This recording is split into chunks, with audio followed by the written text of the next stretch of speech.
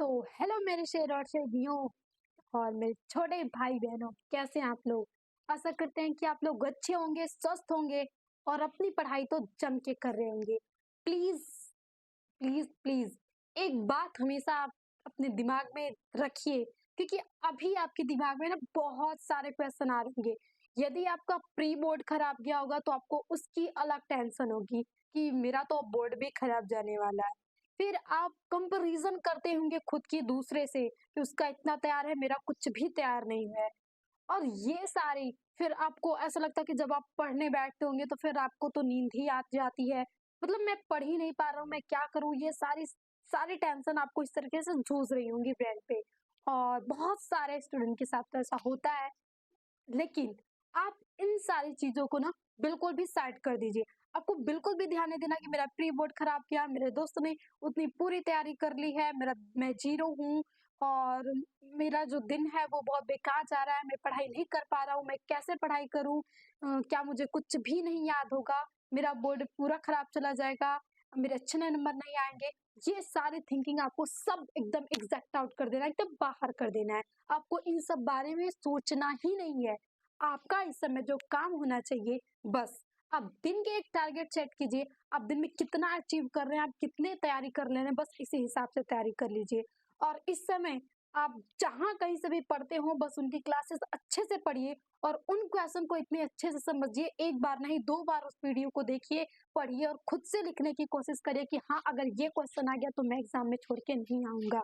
क्योंकि इस समय जो भी टीचर है आपका, वो बस वही सजेस्ट कर रहा होगा कि जो एग्जाम्स में आएँगे। और टीचर्स उनको सबको तो एक्सपीरियंस होता है कि हाँ, कौन से क्वेश्चन आने वाले हैं। तो आप बस अपने टीचर्स को अच्छे से फॉलो करिए। फिर और आप यहाँ पे पढ़ते हैं तो प्लीज़ जो भी क्वेश्चन आपसे कराया जाता है, उस वीडियो को अंत तक देखिए। क्योंकि आधी अधूरा जो ज्ञान होता है वो बहुत खतरनाक होता है और यही ज्ञान आपको अभी तक पीछे रखा है। यही है जो कि आप क्लासेस तो शुरू करते हैं लेकिन उसे एंड तक देखते नहीं है। तो प्लीज़ ये गलती मत कीजिए। अब भी टाइम है, अब भी सुधर जाओ। जो भी क्लासेस चली उसे अच्छे से देखो, फिर उस क्वेश्चन को एक बार खुद से लिखने के लिए स्टार्ट करो। तो हमने अभी मतलब क्लास में देखा था इसके पहले कि बायोलॉजी के सभी जो लॉन्ग कैसे क्वेश्चन आते हैं और उसके आंसर हमें कैसे लिखना है। तो अगर आपने उस वीडियो को देखा है तो बहुत ही अच्छी बात है, उन क्वेश्चन को अच्छे से तैयार कर लीजिएगा कि अगर आपको एग्जाम में उन क्वेश्चन से मुलाकात हो जाती है तो ऐसा ना लगे कि हाँ, ये क्वेश्चन मुझे बिल्कुल भी नहीं आ रहा है। और उन्हीं से आएंगे क्वेश्चन, जरूर आएंगे आपके। तो बस अच्छे से उसको देखिए। और आज हम देखेंगे बायोलॉजी के जो 7 टाइप क्वेश्चन आते हैं, लघु उत्तरी में जो क्वेश्चन आते हैं। बहुत सारे कार्य पूछे जाते हैं कि इसका क्या कार्य है, ये क्या करती है। तो आज हम उन सबको को क्लियर करने वाले हैं। तो प्लीज अच्छे से देखिएगा क्योंकि छोटे क्वेश्चन वाले बड़े क्वेश्चन आते हैं, 5-6 आते हैं और आपको अच्छे नंबर देके जाते हैं। तो आइए हम करते हैं क्लास स्टार्ट। बस आप अच्छे से पढ़ाई करते रहिए, कुछ भी असंभव नहीं होने वाला है। अब देखिए हम देखते हैं कि आखिर टैपिटम का क्या कार्य होता है। और ये क्वेश्चन ना बहुत ही इम्पोर्टेंट है। जितना आप लगा लें इम्पोर्टेंट, मतलब वेरी वेरी तो ये है ही। मैक्सिमम ईयर्स में ये पूछा गया है, रिपीट भी होता है। तो जो टैपिटम है, ये आप बायोलॉजी पढ़ते हैं अभी तक तो आपको टैपिटम को पता ही होगा कि कहाँ पे पाया जाता है। तो बस हम इसका देख लेते हैं कार्य है क्या है। तो जो टैपिटम है,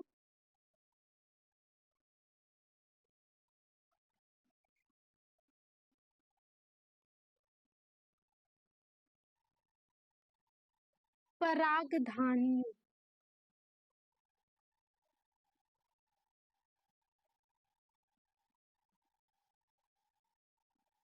में पाया जाता है, पाया जाता है। टैपिटम परागकण को, परागकण को पोषण प्रदान करता है, प्रदान करता है और पराग की सुरक्षा भी करता है। पराग कणों की सुरक्षा भी करता है। तो जो टैपिटम है या करती है लिख सकते हैं, जो टैपिटम है ये एक परत है। आप यहाँ पे प्रदान करना और करती है लिखते हैं, क्योंकि टैपिटम जो है एक परत है। हम जब भी पराग कोश को इस तरीके से काटते हैं तो चार, आपको चार वाला फिगर याद होगा, और उस फिगर में बाह्य परत, मध्य परत, अंतः परत और टैपिटम, चार लेयर्स पाई जाती है, चार परतें पाई जाती हैं।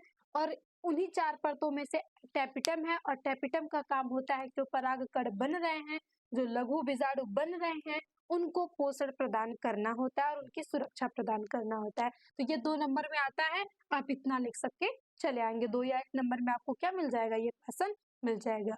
अब हम आते हैं कि रिलैक्सिन हार्मोन का क्या कार्य है। अब ये हार्मोन्स आ गया, और रिलैक्सिन हार्मोन तो आपको पढ़े हैं तो याद ही होगा। जो रिलैक्सिन हार्मोन होता है वो प्रसव के टाइम में, यानी जब भ्रूण मतलब एकदम परिपक्व हो जाता है, वो जन्म लेने के लिए तैयार रहता है, तो उसी समय रिलैक्सिन हार्मोन्स का सिक्रीशन होता है। और रिलैक्सिन हार्मोन्स जब ये सिक्रीट होता है तो यहाँ से ये लेयर जो परतें पाई जाती हैं उनको मुलायम करता है, और मुलायम करता है जिसके कारण शिशु के प्रसव में। तो जो रिलैक्सिन हमारे पास, हम देखते हैं कि रिलैक्सिन एक प्रोटीनिशियस हार्मोन्स है, एक प्रोटीनिशियस हार्मोन्स है, निशियस हार्मोन है जो कार्पस एब्लिकेंस से स्रावित होता है, से स्रावित होता है। अब हमें पता चल गया कि ये स्रावित होता है, तो थोड़ा सा आप कार्पस एब्लिकेंस देख के डर मत जाइएगा। जो कार्पस एब्लिकेंस है ये तभी बनता है कि जब प्रसव के लिए बच्चा तैयार रहता है, शिशु तैयार रहता है, तो ये कार्पस ल्यूटियम से ही कार्पस एब्लिकेंस बढ़ता है, और कार्पस एब्लिकेंस से जो हार्मोन सिक्रीट होता है वो रिलैक्सिन हार्मोन सिक्रीट होता है। अब ये स्रावित होगा तो करेगा क्या, तो आप लिख सकते हैं कि यह pubic emphysis symphysis sorry pubic symphysis को मुलायम करता है, को मुलायम करता है, जिससे प्रसव में सहायता मिलती है, प्रसव में सहायता मिलती है। ये हो गया आपके पास रिलैक्सिन हार्मोन्स के बारे में और उसके कार्य हो गए। तो जब भी आपसे आएगा तो ये शॉर्ट में ही आएगा, इतना लिख देंगे तो एग्जामिनर से आपको पूरे नंबर आपको देके जाने ही पड़ेंगे। अब नेक्स्ट हमारे पास है कि शुक्र जनन की प्रक्रिया में शामिल हार्मोन्स। एक मिनट, आपने शुक्र जनन देखा था, शुक्र जनन हो कैसे रहा है, तो उसमें तो हमने हार्मोन्स नहीं बताया था क्योंकि वो तो प्रक्रिया हुई थी। लेकिन अब आपको उसमें जो हार्मोन्स यूज होते हैं वो हार्मोन्स भी आपको तैयार रहने चाहिए, तो हम उन हार्मोन्स के नाम भी देख लेते हैं।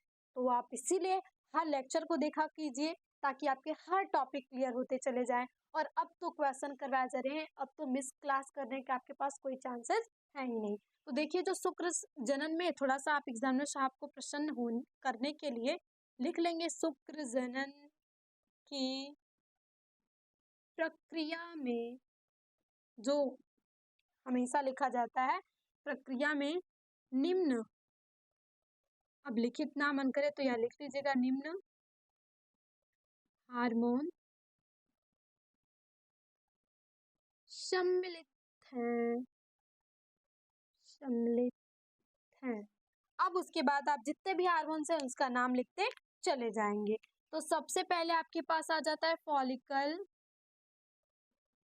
Follicle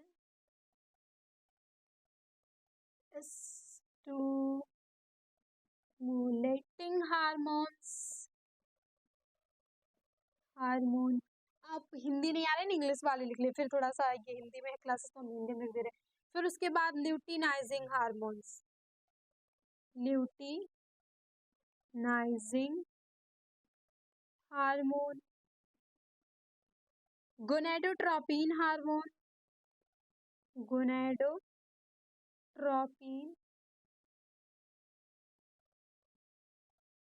releasing hormones, releasing hormones, और सबसे महत्वपूर्ण एंड्रोजन,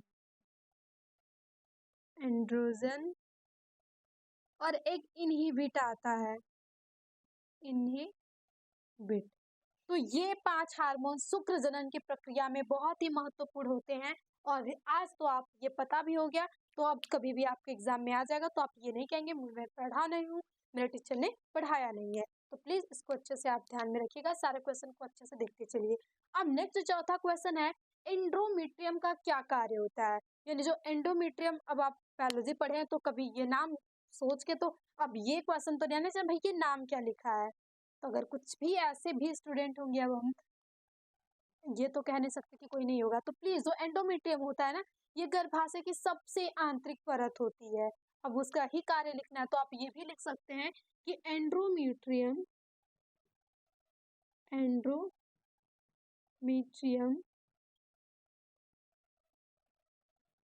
गर्भाशय की सबसे आंतरिक परत है, आंतरिक परत है या झिल्ली है, आप कोई भी वर्ड लिख सकते हैं यहाँ पे कि परत है या झिल्ली, आप जो भी चाहे लिख सकते हैं। अब इसका कार्य क्या है, तो जो एंडोमेट्रियम होता है, एंडोमेट्रियम भ्रूण के अध्यारोपण,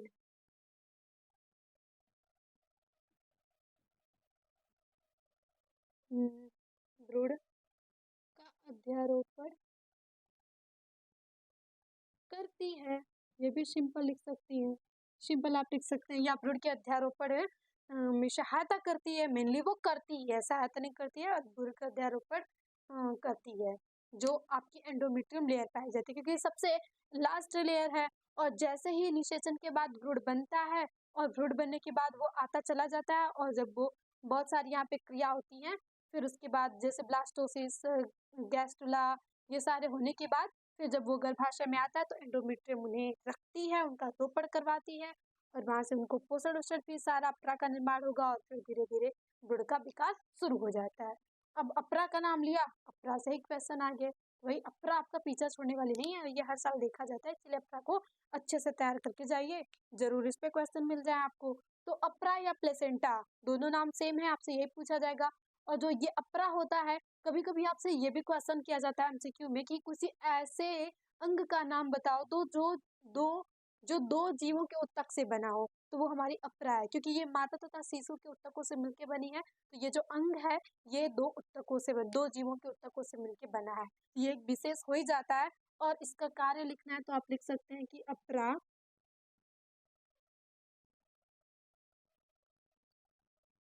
माता से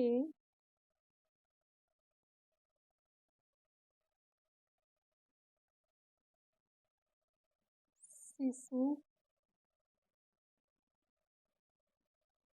को जोड़ती है भी लिख सकते हैं, जोड़ती है अपरा भ्रूण को पोषण तथा ऑक्सीजन प्रदान करती है, प्रदान करती है, तथा सुरक्षा भी करती है, तथा सुरक्षा भी करती है। और एक चीज, अपरा जो मतलब निष्क्रिय पदार्थ होते हैं उनका निकालती भी है, अपरा भ्रूण से अपशिष्ट, अपशिष्ट पदार्थों को बाहर करती है। तो यानी जो अप्रा का काम है वो पोषण देना, सुरक्षा करना तो है ही, उसके साथ-साथ ये भी है कि जो भ्रूण के जब भ्रूण का विकास हो रहा है उस समय जो भी अपशिष्ट पदार्थ होगा उनको बाहर भी कौन करेगा? अप्रा ही करेगी। अब आ जाता है आपके पास, क्योंकि जो आपके पास चैप्टर हैं आपके पास जनन वाला चैप्टर है और जनन स्वास्थ्य है, उसमें आपसे कुछ ऐसे वर्ड हैं जो शब्द हैं, इनका फुल फॉर्म पूछा जाता है। ये जो शॉर्ट फॉर्म आपको दिए रहेंगे एफएसएच, गिफ्ट, आईवीएफ, ये सारा आपको दिया रहेगा एलएच, और इनका आपको कोई 2 पूछता है कि इन 2 का आप पूरा नाम लिखिए और 2 नंबर लेके जाइए, 1 नंबर लेके जाइए। तो भाई हमें पता तो होना चाहिए, तो आज हम देख लेते हैं। तो जो एफएस का मतलब है ये फॉलिकल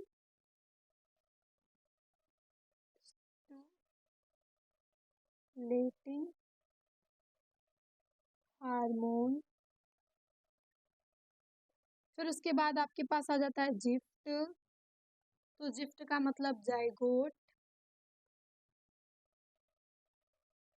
इंट्रा, एफ का मतलब फैलोपियन, टी का मतलब ट्रांसफर। वैसे ही जिफ्ट का मतलब है, ये जिफ्ट और गिफ्ट भी आपसे बहुत पूछा जाता है, तो इसे भी हम देख लेंगे। इसमें आ जाएगा गैमीट, इंट्रा फैलोपियन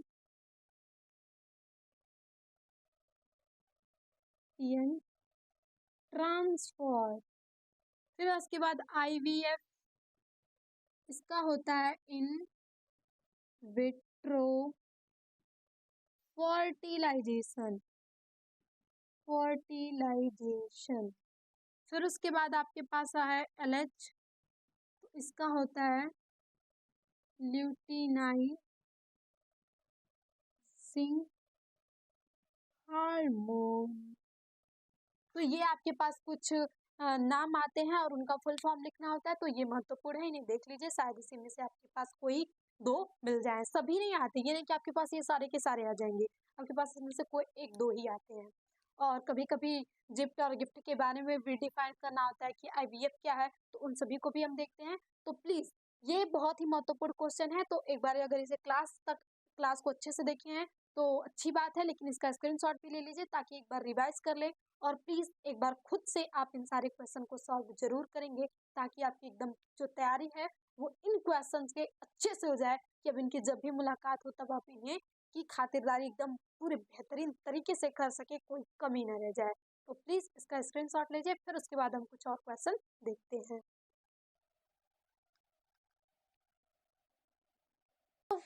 आपने पिछला स्क्रीनशॉट लिया, तो हम देखते हैं नेक्स्ट इंपॉर्टेंट क्वेश्चन। तो वो है अपूर्ण प्रभाविता से आप क्या समझते हैं? जो अनुवांशिकता वाला चैप्टर है उसमें अपूर्ण प्रभाविता ये बहुत ही, क्योंकि मेंडल के नियम है 3, और 3 मेंडल के नियम के साथ साथ ये अपूर्ण प्रभाविता वाला भी टॉपिक वेरी वेरी क्या होता है, इम्पोर्टेंट होता है। जितना आप लगा लें, कब बहुत बार इससे क्वेश्चन पूछे गए, तो आखिर हम इसे देख ही लेते हैं। तो देखिए अपूर्ण प्रभाविता यानी कुछ तो इससे पता चला कि कुछ तो इसमें अपूर्ण होने वाला है, तो क्या हम इसे डिफिकल्ट तरीके से समझे या आसान? तो सभी के माइंड में ये रहता है कि काश हम आसानी शब्दों में से समझ सके, तो बस आसान शब्दों में ही इसे आपको समझना है। तो आप लिखेंगे कि जब प्रभावी तथा अप्रभावी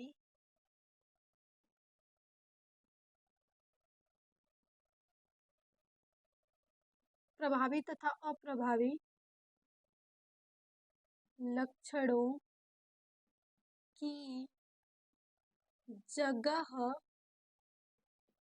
कोई मिश्रित लक्षण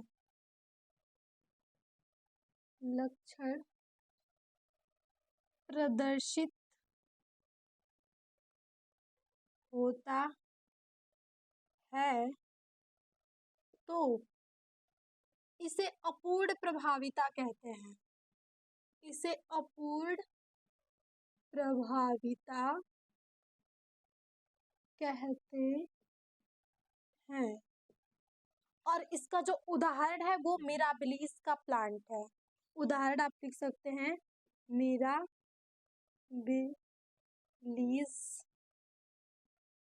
जलापा में अपूर्ण प्रभाविता देखी गई है। यहाँ पे तो हम समझा रहे हैं, आप इसके उदाहरण डाल के लिख सकते हैं। तो इसमें क्या होता है, पहली ही जनरेशन में आप यहाँ भी ये भी लिख सकते हैं, जब प्रथम पीढ़ी में। तो जैसे कि आप यहाँ पे ले लिए कैपिटल आर, स्मॉल आर, ये आपके पास हो गए लक्षण। यानी ये जो फूल है वो क्या है, लाल है, और ये जो फूल है वो सफेद है। ये आप लिख सकते हैं कि नर है, और ये है क्या, मादा। यहाँ से एलील का फॉर्मेशन हुआ आर स्मॉल आर। अब ये यहाँ से संकरण हुआ, तो ये जब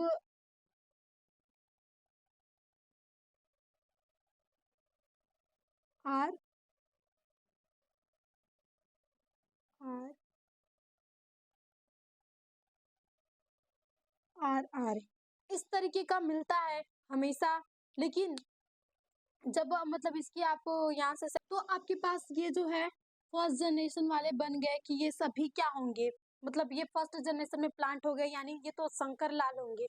लेकिन जब आप समझाने के लिए फिर हम करते हैं इन्हीं की क्रॉस करवा दें, यानी ये जो फर्स्ट जनरेशन है इसमें आप क्रॉस करवाएंगे, तो ये आर आर आर आर इस तरीके का बनेगा। ये इसके साथ, ये इसके साथ, ये इसके साथ, ये इसके साथ, यानी आपके पास R R R small R और आर ये जनरेशन बनेगी। तो वैसे तो आप कह सकते हैं कि जो 3 फूल होंगे वो लाल होंगे और एक फूल सफेद होगा, लेकिन यहाँ पे ऐसा कुछ देखने को नहीं मिलता है। यहाँ पे क्या होता है, ये होगा आपके पास लाल, और ये जो दोनों होंगे ये होंगे गुलाबी, और ये जो होगा वो होगा सफेद। तो देखिए यहाँ पे जो F1 जनरेशन में जब संकरण करवाया गया, तो ये जो आपकी संतति बनी है वो कोई प्रभावी या अप्रभावी लक्षण नहीं दिखा है, बल्कि ये जो दो मतलब प्लांट होंगे वो जो दो फ्लावर होंगे वो गुलाबी दिख रहे हैं, यानी दोनों के कैरेक्टर आपस में मिश्रित हो चुके हैं। तो ऐसा मिराबिलिस जलापा में देखा गया था, और यही है इसका उदाहरण। इस तरीके से बना देंगे और इसको लिख देंगे तो आपको पूरे 3 या 2 जितने भी नंबर का है पूरा मिल जाएगा। तो ये था आपको समझाने के लिए, यही जनरेशन आपसे पूछी जाती है। और वैसे मेंडल के नियम के अनुसार हम देखते हैं तो 3 जो होंगे वो क्या होंगे, लाल होंगे, और एक ही क्या होता है, सफेद होता है। लेकिन हम इसे फिजिकली भी देखते हैं तो 1 लाल, 2 गुलाबी और तीसरा सफेद, चौथा क्या होगा, सफेद मिलेगा। तो ये था आपके पास अपूर्ण प्रभाविता से आप क्या समझते हैं। अब आपके पास आ जाता है सहप्रभाविता के साथ आप क्या समझते हैं। तो इसको आप लिख सकते हैं, इसको उदाहरण सहित ही समझाएंगे। सहप्रभाविता का मतलब ये होता है जो 7 जो जीन हो, युग्म विकल्पी हो, वो साथ साथ प्रदर्शित हो, तो उसे हम क्या कहेंगे। तो अब यहाँ पे देखिए कि मनुष्य में रक्त ABO का निर्धारण अनेक प्रकार की रक्त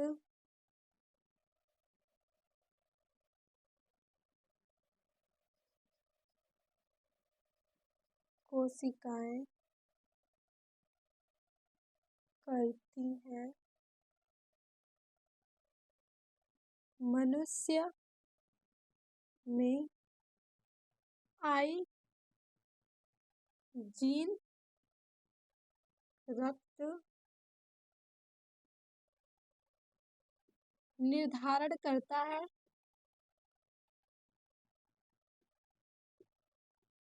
आई के 3 युग्म विकल्पी होते हैं, युग्म विकल्पी होते हैं, और वही IA, IB एंड IO, और इनमें से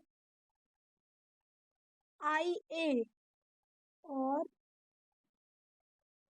IB साथ मिलकर AB रक्त समूह दर्शाते हैं। और यही सप्रभाविता का उदाहरण है, यानी कि जो आई जीन है वही रक्त निर्धारण करता है, और आई जीन के 3 युग्म विकल्प पाए जाते हैं, IA, IB, IO। और जब भी IA और IB साथ में आते हैं तो ये दोनों साथ में मिलके एक अलग रक्त समूह को प्रदर्शित करते हैं, वो होता है आपके पास ABA रक्त समूह। तो ये हो जाता है आपके पास सप्रभाविता का उदाहरण। और ये आप इस तरीके से समझा देंगे तो आपको पूरे नंबर यहाँ से देके क्रॉसिंग भी करवा के बना देंगे। तो जैसे इसका क्रॉसिंग करवाया हमने वैसे इसका भी आप करवा सकते हैं। IA और IB को मिला लेंगे और IB एक साथ मिलेंगे तो AB रक्त समूह को क्या करेंगे, प्रदर्शित करेंगे। अब एक क्वेश्चन आपके पास आता है जो कि आगे के चैप्टर से है कि DNA पुनर्योगस DNA तकनीकी क्या है। इस पे कभी आपको टिप्पणी लिखने के लिए दे देगा या पूछेगा ये तकनीकी क्या है, तो हम देखते हैं कि आखिर ये तकनीकी क्या है। तो लिख सकते हैं, इस तकनीकी में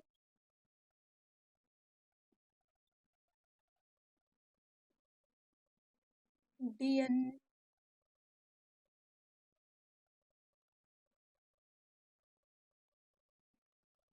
ऐच्छिक जीव के DNA खंड को अलग, या आप लिख सकते हैं जीव ना लिखिए, क्यों लिख लिए ऐच्छिक, ऐच्छिक DNA खंड को काट कर किसी दूसरे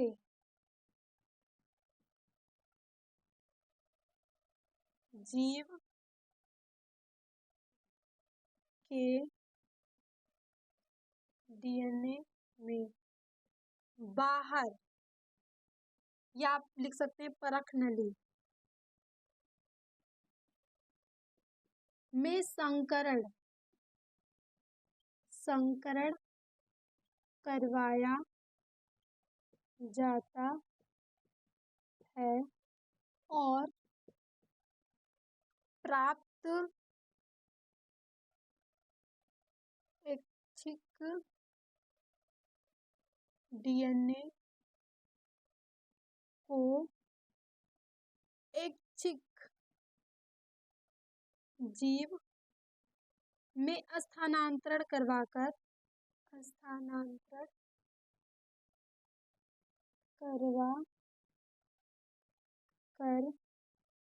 नए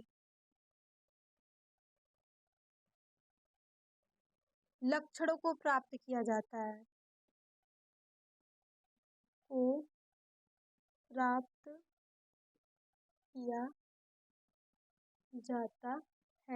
यही होती है आपके पास DNA पुनर्योगस DNA खंड में।